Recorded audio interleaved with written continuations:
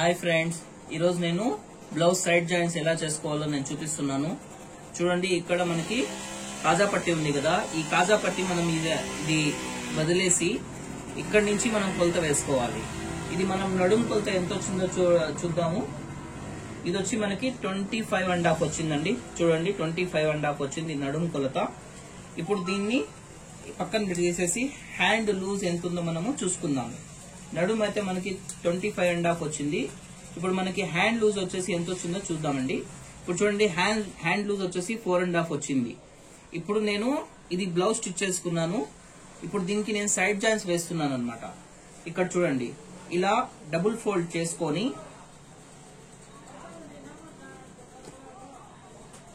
ఇప్పుడు మనకి 25.5 వచ్చింది కదా. దాంట్లో మనము 4 భాగాలు చేసుకోవాలండి.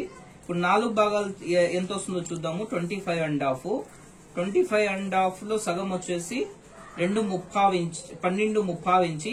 ఈ 12.5 ఇంచులో సగం తీసేసుకోవాలి.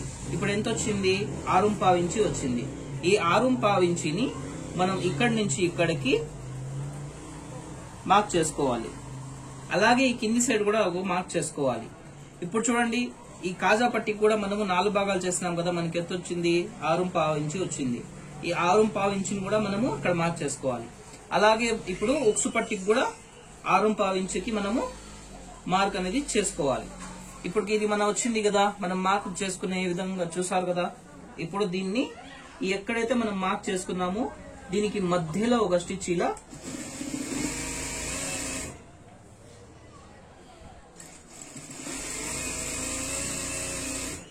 ఇక్కడ చూడండి ఫ్రెండ్స్, ఇక్కడ మనము ఆపేయాలి. ఇప్పుడు మనకి హ్యాండ్ లూజ్ ఎంత వచ్చింది? 4.5 వచ్చింది. ఈ 4.5 ని ఇక్కడ మార్క్ చేసుకోవాలి. ఇక్కడ మార్క్ చేసుకొని ఇలా స్ట్రైట్ గా మనము స్టిచెస్ వేసుకోవాలి. ఇప్పుడు వన్ సైడ్ అయితే నేను 1 స్టిచ్ చేసుకున్నాను. ఇప్పుడు రెండో వైపు కూడా నేను చూపిస్తున్నా చూడండి. ఇప్పుడు ఇట్లా తీసుకొని ఇప్పుడు మనకి హ్యాండ్ లూజ్ అయితే ఎంత వచ్చింది? 4.5 వచ్చింది. ఈ 4.5 ని ఇక్కడ మార్క్ చేసుకోవాలి. ఈ 4.5 ని మార్క్ చేసుకొని ఇలా స్ట్రైట్ గా సంక డౌన్ వరకు ఇలా చేసుకొని దీనికి మనం ఎక్కడైతే మార్క్ చేసినామో దీని మధ్యలో రావాలండి.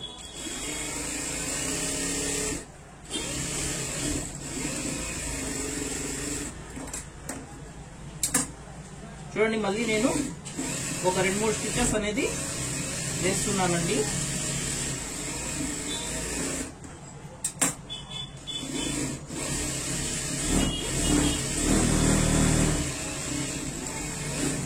ఇప్పుడు మనకి ఇటువైపు స్టిచెస్ అయిపోయినాయి. ఇటు సైడ్ కూడా మనము 2-3 స్టిచెస్ వేసుకోవాలండి.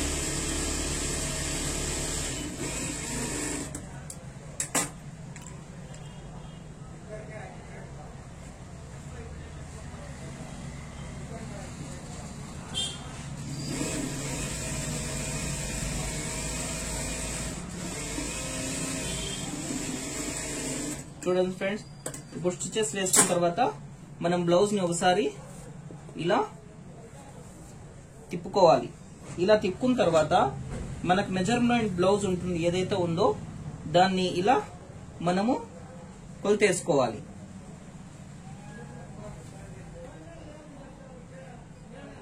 చూడండి ఫ్రెండ్స్, ఎంత కరెక్ట్ గా మనకి సైడ్ ఫిట్టింగ్ అనేది వచ్చేసింది. ఇటు సైడ్ కూడా మనకి ఎక్స్ట్రా రాలేదు, ఇటు సైడ్ కూడా మనకి ఎక్స్ట్రా అనేది రాలేదు.